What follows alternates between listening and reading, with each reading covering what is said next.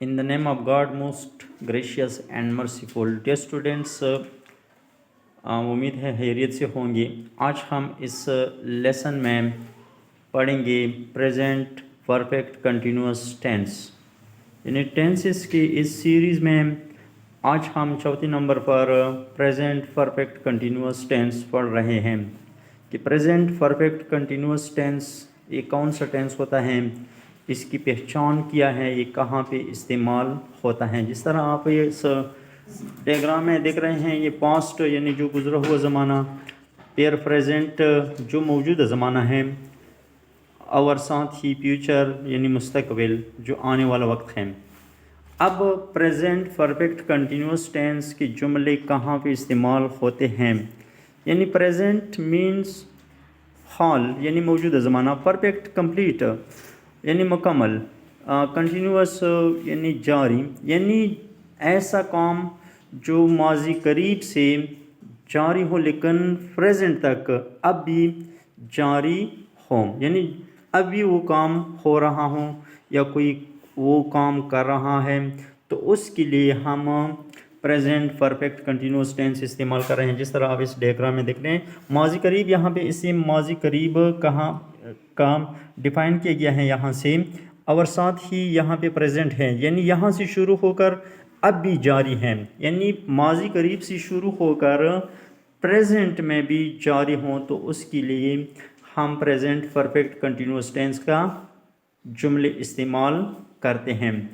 तो इसी तरह इस टेंस की जुमले बनाने का जो तरीका है, यानी सबसे पहले जुमले में सब्जेक्ट आता है, उसके बाद हैव या हैज़ का इस्तेमाल किया जाता है, और हैव या हैज़ के बाद फ़ौरन बीन आता है।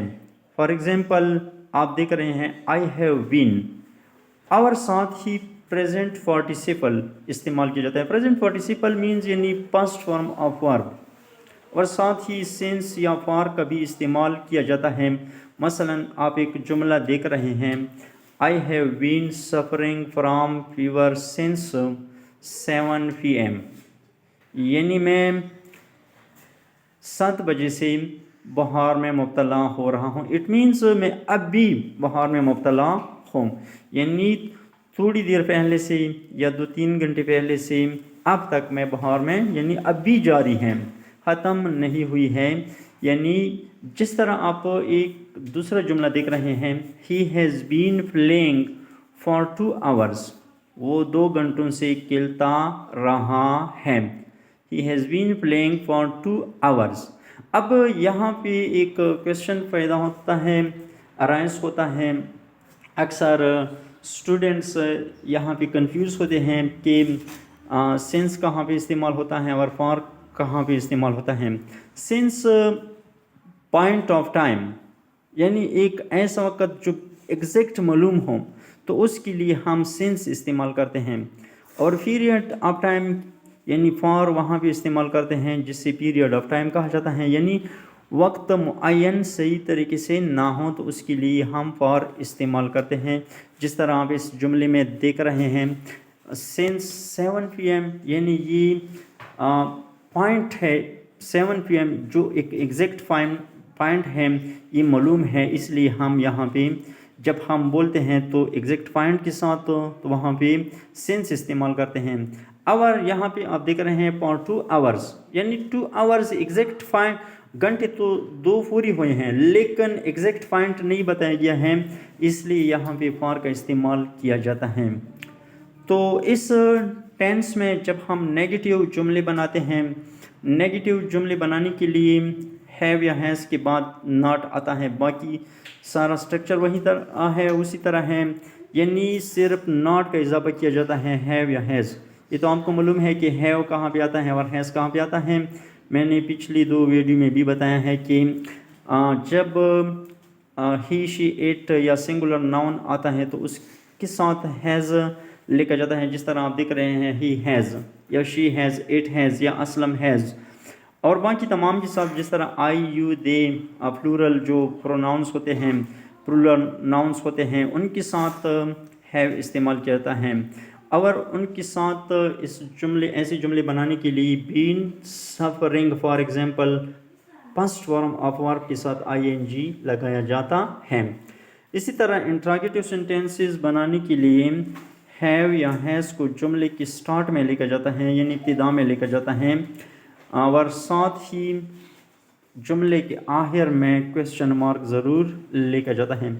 اب یہاں پہ کچھ مثالیں آپ دیکھ رہے ہیں نیگیٹو سینٹینسز، مثلا you have not been writing since 5 PM۔